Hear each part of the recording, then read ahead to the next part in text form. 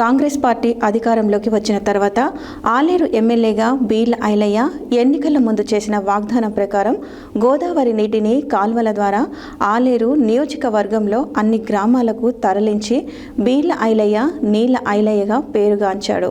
అందులో భాగంగా నేడు పైనుండి వచ్చే నీటిని సురక్షితంగా రోడ్డుపైకి రాకుండా రోడ్డు కింద భాగం నుంచి అవతలికి తరలించే ప్రయత్నంలో భాగంగా గొల్లగుడిసెల గ్రామంలో ఉన్న వాగునీరు రోడ్డుపై నుండి పోవడంతో రాకపోకలకు ఇబ్బందిగా మారింది. కాంగ్రెస్ పార్టీ అధికారంలోకి వచ్చిన తర్వాత ఆలేరు ఎమ్మెల్యేగా బీర్లైలయ్య ఎన్నికల ముందు చేసిన వాగ్దాన ప్రకారం గోదావరి నీటిని కాలువల ద్వారా ఆలేరు నియోజకవర్గంలో అన్ని గ్రామాలకు తరలించి బీర్లైలయ్య నీళ్ల ఐలయ్యగా పేరుగాంచాడు. అందులో భాగంగా నేడు పైనుండి వచ్చే నీటిని సురక్షితంగా రోడ్డుపైకి రాకుండా రోడ్డు కింది భాగం నుండి అవతలికి తరలించే ప్రయత్నంలో భాగంగా గొల్లగుడిసెల గ్రామంలో ఉన్న వాగునీరు రోడ్డుపై నుండి పోవడంతో రాకపోకలకు ఇబ్బందిగా మారింది. కొంతమంది టూ వీలర్ నుండి కింద పడ్డ సందర్భాలు కూడా ఉన్నాయి. ఇవన్నీ ఎమ్మెల్యే దృష్టికి దాతర్పల్లి సర్పంచ్ భాస్కర్ తీసుకురావడంతో వెంటనే 10 లక్షల రూపాయలతో రోడ్డు కింద నుండి నీరు పోయే విధంగా పైపు లైన్లు వేయాలని శాంక్షన్ చేశారు. అట్టి పనులకు ఎమ్మెల్యే బీర్లైలయ్య శంకుస్థాపన చేశారు. ఎమ్మెల్యేగా బాధ్యతలు స్వీకరించినప్పటి నుండి ఆలేరు నియోజకవర్గంలో ప్రతి చెరువులు, కుంటలు, జలకళలు ఎగిసిపడేలా నిండుకుండలా మారాయని నాయకులు తెలుపుతున్నారు. ఆలేరు నియోజకవర్గంలోని చెరువులు, కుంటలు, ఇంకా ఈ రోడ్డు మార్గాన ఉన్న వాగులకు అండర్ గ్రౌండ్ పైప్ లైన్ పనులకు ప్రభుత్వం నుండి మాట్లాడి నిధులు శాంక్షన్ చేయించి దాతర్పల్లి గ్రామ పంచాయతీ అభివృద్ధికి కృషి చేస్తానన్నారు.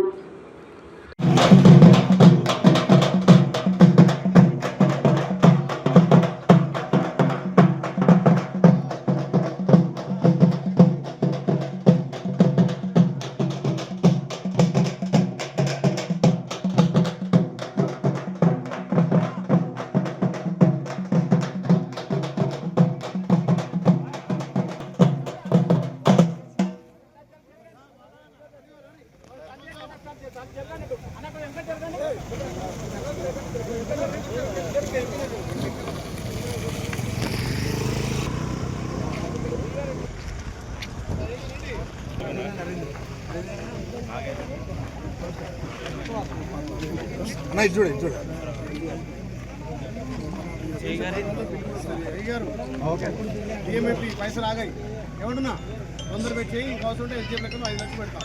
కానీ మంచిగా ఉండాలి. ప్రతి సంవత్సరం నీళ్ళు వస్తాం కాబట్టి మళ్ళీ కింద పట్టరన్నా మీద పట్టరన్నా మనీ గట్టిగా చేయాలి. నమస్కారం మామా.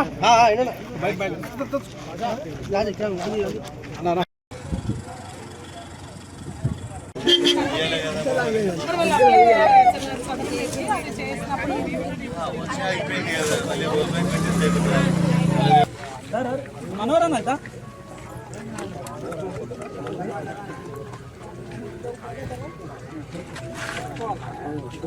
అన్న ఇది చూడే